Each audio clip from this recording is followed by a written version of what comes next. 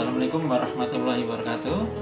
Selamat sore. Pada kesempatan hari ini kami, nama Suwanti, NIM 1910301215, akan menjelaskan tentang kasus yang diberikan dari Ibu Rizky, yaitu kasus bronkiektasis nyonya usia 54 tahun dengan latar belakang ibu rumah tangga. Tapi sebelumnya kita juga harus tahu bagaimana diagnosis fisioterapinya berdasarkan ICF. Yang pertama adalah body structure-nya, itu adanya dilatasi bronkus yang irreversible lebih dari 2 mm dalam diameter. Kemudian adanya obstruksi paru kronis di saluran napas bagian bawah.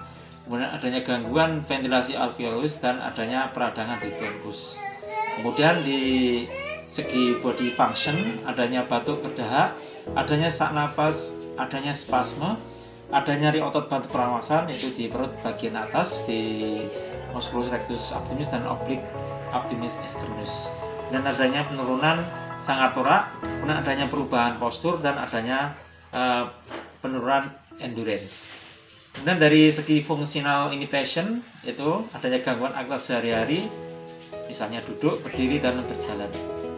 Kemudian dari segi disability atau participation restriction, ya tidak bisa lagi melaksanakan kegiatan sesuai pekerjaannya ibu itu, yaitu sebagai ibu rumah tangga.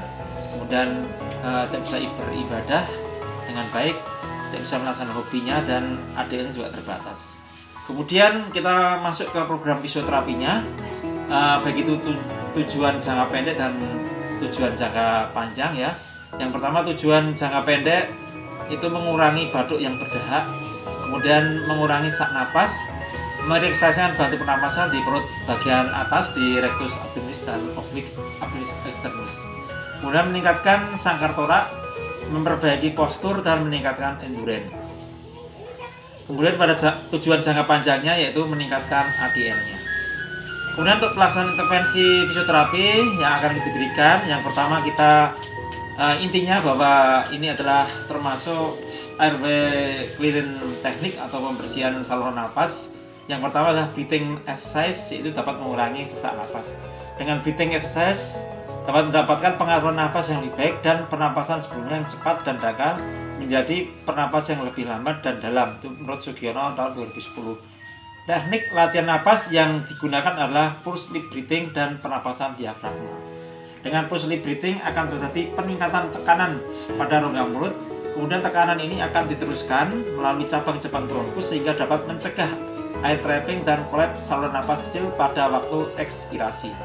Hal ini akan menurunkan volume residu, kapasitas vital meningkat, dan distribusi ventilasi merata pada paru sehingga dapat memperbaiki pertukaran gas di alveoli dan menurunkan sesak napas. Ini dari sumber Alamsyah 2010.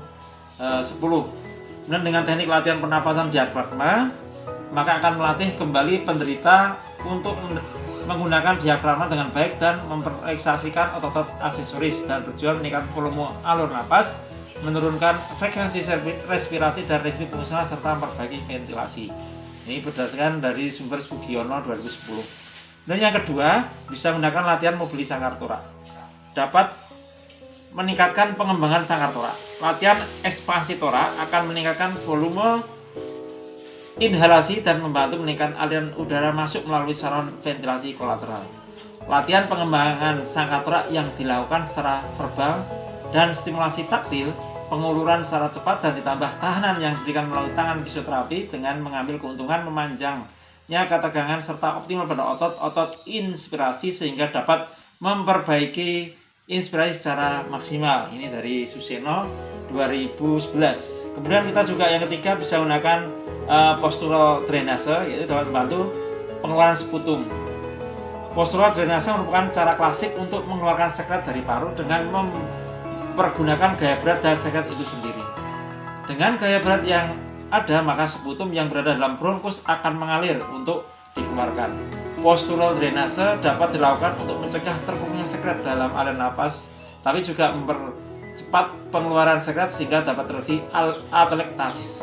Itu katalog di sumber di Lubis 2005. Postural drainase, posisi lower lobus basal, segmen left posterior and middle right lobus, disertai dengan tapotemen atau tepukan dengan tujuan untuk melepaskan mukus dari dinding saluran napas dan untuk merangsang timbulnya refleks batuk. Sehingga dengan refleks batuk, mukus akan lebih mudah dikeluarkan. Jika saluran napas bersih dan beres baik, maka frekuensi batuk akan menurun dan sesak napas pun berkurang. Itu kata di sumbernya di Herdiani 2013. Kemudian yang keempat, kita bisa menggunakan massage dengan teknik perkusi dan vibrasi. Merupakan energi gelombang mekanik yang diterapkan pada dinding dada dan teruskan ke dalam paru. Dengan gelombang energi mekanik tersebut, sekret akan bergetar dan turun sehingga pembersihan sekutu akan bertambah. Ini sumbernya di Sutta Dinata tahun 1981. Kemudian yang kelima, kita juga bisa menggunakan batuk efektif, yaitu teknik coughing exercise yang menekankan ekspresi maksimal yang dimulai dari ekspirasi dengan merangsang terbuka sirkulateral sehingga meningkatkan distribusi ventilasi, meningkatkan volume paru dan memfasilitasi pembersihan saluran napas sehingga sputum yang terhubung dengan latihan batuk efektif akan berkurang. Ini Citra dan Swardana tahun 2012. Batuk efektif juga dilakukan dengan baik dan tepat akan terlihat perbedaan yang cukup mencolok terhadap pengeluaran sputum dibandingkan dengan batuk biasa, karena batuk efektif adalah cara batuk yang benar.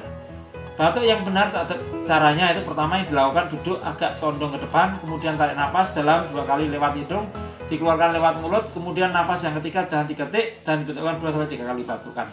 Sedangkan pada batuk biasa tidak menggunakan teknik yang benar karena tidak ada perlakuan khusus sehingga pengeluaran sputum tidak maksimal. Ini kata Mardiono 2013. Kemudian yang selanjutnya kita menggunakan intervensi nebulizer. Ini merupakan alat untuk mengubah obat dalam bentuk cair menjadi aerosol. Hari ini sangat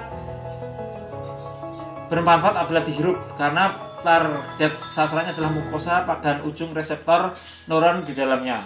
Pelembab yang diberikan pada sistem pernapasan melalui nebulizer juga akan meningkatkan kebersihan sekresi pulmonal. Nebulizer ini berisikan cairan brikasma dan pulmicort. Cairan ini bertujuan untuk melonggarkan saluran napas, mengembalikan kondisi spasme bronkus dan mengencerkan dahak sehingga dapat mengurangi sesak napas. Itu di sumber referensi Salahuddin 2014. Kemudian selanjutnya kita juga bisa menggunakan intervensi infrared atau IR. Itu adanya efek termal dari infrared. Suatu reaksi kimia akan dapat dipercepat sehingga proses metabolisme yang terjadi pada superficial kulit meningkat dan pemberian nutrisi juga oksigen pada otot yang mengalami miofasial akan diperbaiki. Vasodilatasi pembuluh darah akan menyebabkan sirkulasi darah meningkat dan sisa dari hasil metabolisme dalam jaringan akan mengeluarkan. Pengeluaran sisa zat P yang menumpuk di jaringan akan dibuang sehingga rasa nyeri dapat berkurang atau menghilang. Itu di sumbernya di Wahyu 2013. Kemudian kita gunakan evaluasi tindak lanjutnya. Untuk semua intervensi kita evaluasi dan ada alat ukurnya. Yang pertama adalah evaluasi nyeri dengan VAS, evaluasi napas dengan skala Bob, jumlah sputum yang dapat dikeluarkan diukur menggunakan gelas ukur milimeter dan dihitung min menggunakan uji Wilcoxon-Nielsen rank test. Kemudian evaluasi yang akurat dengan atropometri dengan meter line, kemudian evaluasi tingkat spasme dengan palpasi, evaluasi endurance dengan 6-minute walking test, kemudian yang selanjutnya ADL dengan London Chest Activity Daily Scan. Untuk prognosisnya, koat vitam baik, kemudian koat sanamnya baik, kemudian koat fungsionamnya baik, dan koat kosmetikamnya baik. Demikian untuk penjelasan dari kasus bronkiektasis yang telah disampaikan. Semoga bermanfaat. Terima kasih. Wassalamualaikum warahmatullahi wabarakatuh. Tetap sehat dan semangat.